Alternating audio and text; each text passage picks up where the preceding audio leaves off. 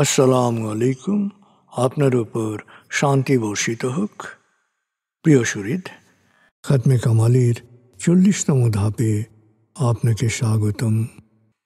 আপনি জানেন, রোগ শোক, বিপদ আপদ, আসমানি জমিনি বালা মুসিবত, সকল ধরনের অস্থিরতা, অশান্তি, অনিশ্চয়তা, নিরাপত্তাহীনতা, দুর্যোগ, দুর্বিপাক, আজাব গজব থেকে মুক্তির জন্যে খাতমে কামালি এক সহজ আমল। খাতমে কামালির এই আমলের মধ্য দিয়ে প্রার্থনাকারী প্রার্থনার সাথে মিশে যান। আসলে প্রার্থনাকারী যখন প্রার্থনার সাথে মিশে যান, তখন প্রার্থনা কবুল হয়। খাতমে কামালি প্রার্থনা কবুলের এই পরম মুহূর্তে আপনাকে নিয়ে যাবে। তাই নিজের, অন্যের, সমাজের, দেশের, মানব জাতির যে কোনো কল্যাণের নিয়তে আপনি এই আমলে অংশ নিন। আপনি সকল বিপদ আপদ, বালা মুসিবত মুক্ত হন। আপনার জন্যে কল্যাণকর সকল দোয়া আল্লাহ কবুল করুন। সব সময় আল্লাহ আমাদেরকে তার রহমতের ছায়ায় রাখুন। এই কামনা করে আমি শহীদ আল বুখারী মহাজাতক খাতমে কামালির পুরো প্রক্রিয়ায় আপনার সাথে থাকছি। আসুন এবার আমরা ডুবে যাই সত্যের গভীরে।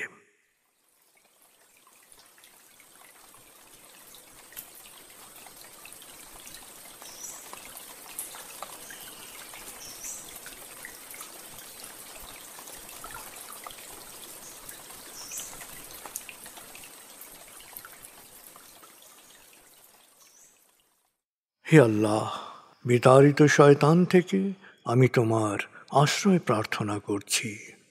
দয়াময় মেহেরবান আল্লাহর নামে। আয়াতুল মুলক। হে আল্লাহ, সকল ক্ষমতার মালিক, তুমি যাকে ইচ্ছা ক্ষমতা দান করো, যাকে ইচ্ছা ক্ষমতাচ্যুত করো, যাকে ইচ্ছা সম্মানিত করো, যাকে ইচ্ছা অপমানিত করো। তুমি সর্বশক্তিমান, সকল কল্যাণ ও মঙ্গলের আধার। তুমি দিনকে ছোট করে বড় করো রাত, আবার রাতকে ছোট করে বড় করো দিন। তুমি প্রাণহীনে দাও প্রাণ, আর প্রাণবন্তকে করো প্রাণহীন।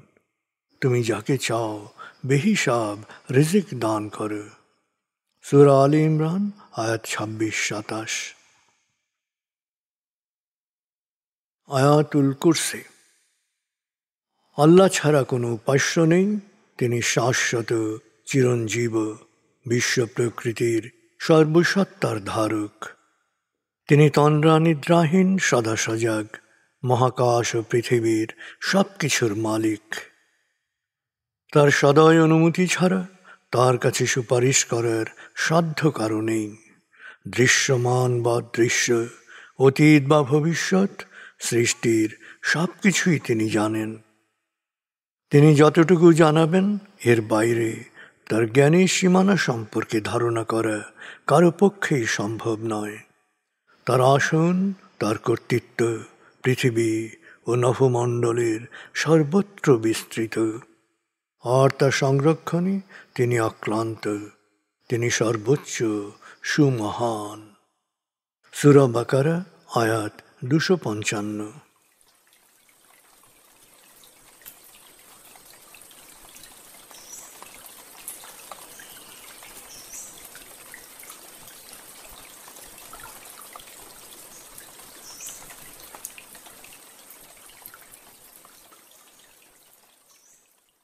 আসুন আমরা ধীরে ধীরে ডুবে যাই হৃদয়ের গভীরে নবী প্রেমে।